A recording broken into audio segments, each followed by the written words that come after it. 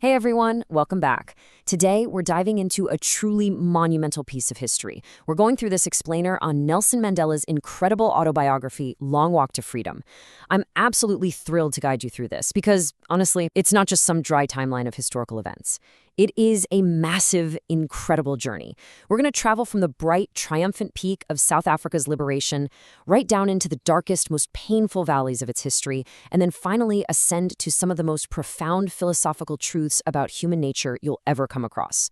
So let's get right into it. Okay, let's dive into the roadmap for today. We've got 6 clear checkpoints to hit.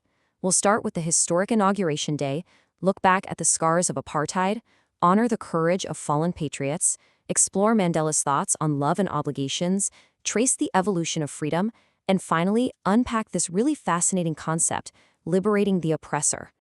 So, Section 1, the historic inauguration day. The date, May 10th, 1994. Picture the scene for a second. The source describes this brilliantly bright, clear sky over the beautiful amphitheater of the Union Buildings in Pretoria. This was literally the largest gathering of international leaders ever on South African soil. We're talking politicians and dignitaries from over 140 countries, all gathered to witness the birth of South Africa's first non-racial government. Mandela was actually accompanied by his daughter Zenani. Now, let's look at the exact chronological order of the oaths taken that day, because it's important. First up, Mr. de Klerk took the oath as the second deputy president. Next, Thabo Mbeki was sworn in as the first deputy president. And then, the moment the entire world had been holding its breath for, Nelson Mandela was sworn in as the very first Black president of South Africa. During his incredibly moving speech, Mandela made a profound commitment to this newly liberated nation. So the crucial point here is he made 2 vital pledges. Number 1, he pledged to obey and uphold the new constitution. And number 2, he devoted himself entirely to the well-being of the republic and its people. He made this solemn promise to free his nation from the lingering shadows of poverty, deprivation, suffering, and of course, all forms of discrimination. Right after that speech, the sky just roared to life.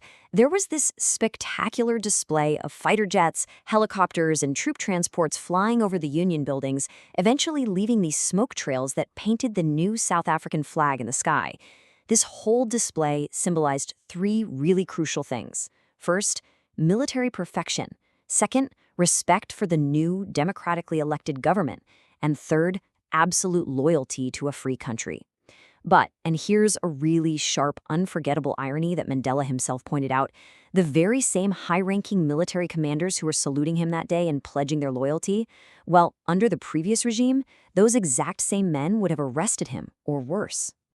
Now, to truly understand the sheer magnitude of that bright inauguration day, we have to move to Section 2, the scars of apartheid. We need to look back at the dark, painful history that made this decades-long struggle necessary in the first place.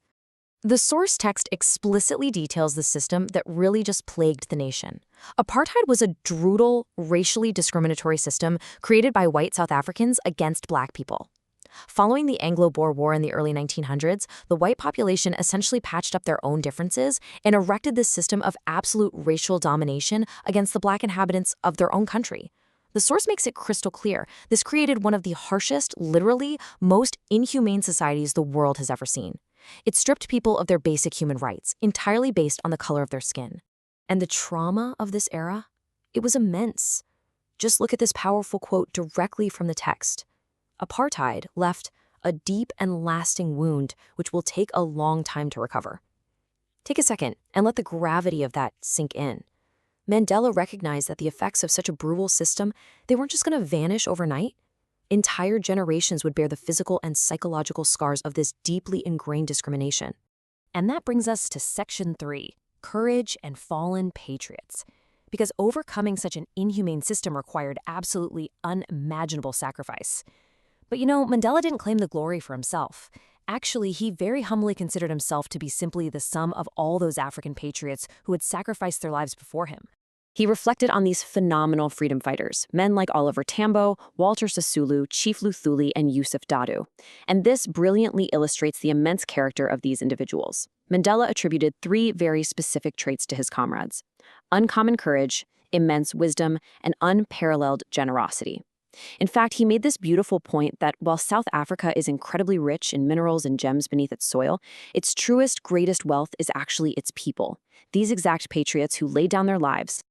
It was from these exact men that Mandela learned the true meaning of bravery. Now, I want you to ask yourself, how do you define courage? Because Mandela's realization, which was born from watching his friends stand up to unimaginable torture and attacks, it kind of flips the standard definition totally on its head. He realized that courage is not the absence of fear, but the triumph over it. The brave man isn't the one who doesn't feel afraid, it's the one who conquers that fear. Navigating through that kind of fear leads us straight into Section 4, Love, Humanity, and Obligations. Here, we're exploring Mandela's deep philosophical reflections on human nature, beliefs that were literally forged in the harsh fires of his many years in prison. Now, what's really interesting about this concept is the stark contrast it highlights. The source emphasizes Mandela's core belief that no one, literally no one, is born hating another person because of the color of their skin, or their background, or their religion. Hate is an active process. People have to be taught to hate. But here is the beautiful inverse of that logic. If humanity can be taught to hate, well, it can certainly be taught to love. Because love comes far more naturally to the human heart than its opposite ever could. And this belief wasn't just some abstract theory for Mandela, it was a lived reality.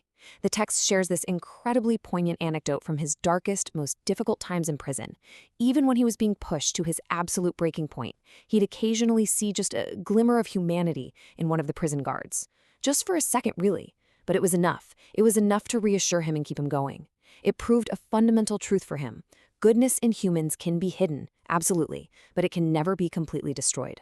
But trying to live with that goodness in a corrupt system, it forces some truly terrible choices. Mandela talks about the twin obligations every person has. You have one obligation to your family, your parents, spouse, children, and another obligation to your people, your community, and your nation. In a civil, fair society, a person can usually fulfill both of those obligations. But under apartheid in South Africa, it was essentially impossible for a black man to do so. If a person of color tried to live as a dignified human being and fulfill their duty to their nation, they were brutally punished, isolated, and torn away from their family. Mandela himself experienced this tragedy firsthand.